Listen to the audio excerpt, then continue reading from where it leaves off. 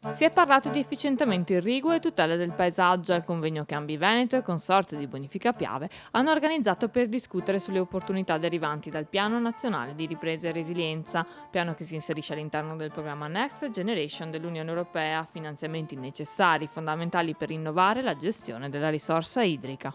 C'è la necessità assoluta di mettere in campo tutte le forze per portare sul territorio veneto le risorse necessarie per gli interventi che in questo caso i consorzi di bonifica e la bonifica in generale necessita. L'importante è che l'iter burocratico poi degli enti superiori che devono valutare i progetti e dare via libera, insomma, abbiano un occhio di riguardo verso queste opere che sono necessarie al nostro territorio. Cambiamenti climatici da una parte, dall'altro questa fortuna di questi soldi che ci arrivano dall'Europa, che l'Europa però ci presta e che ci costringe a spenderli subito, quindi realizzare subito gli interventi approfittando anche di tutte quelle progettualità che abbiamo la fortuna di avere pronta a consegna. Degli 880 milioni di euro previsti nel PNRR per gli investimenti nell'agrosistema irriguo, il sistema dei consorzi di bonifica del Veneto si candida a portarne a casa una quota che ammonta a 370 milioni, ben oltre il 30% delle risorse complessive. Qui non si tratta di aspettare, noi abbiamo la capacità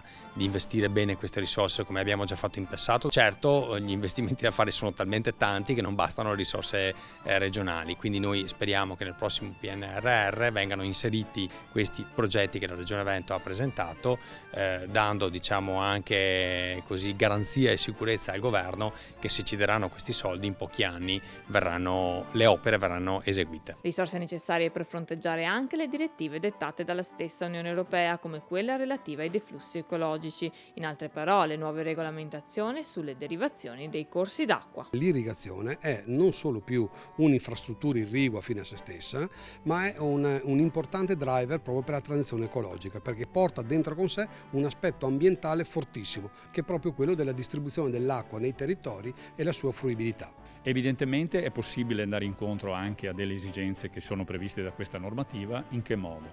Semplicemente con un lavoro importante che stiamo facendo di trasformazione del sistema irriguo. Perché queste trasformazioni? Semplicemente perché sono innovazioni tecnologiche che consentono alle nostre imprese di avvalersi di nuovi metodi di lavoro e ottimizzare lo sviluppo dell'attività e delle imprese.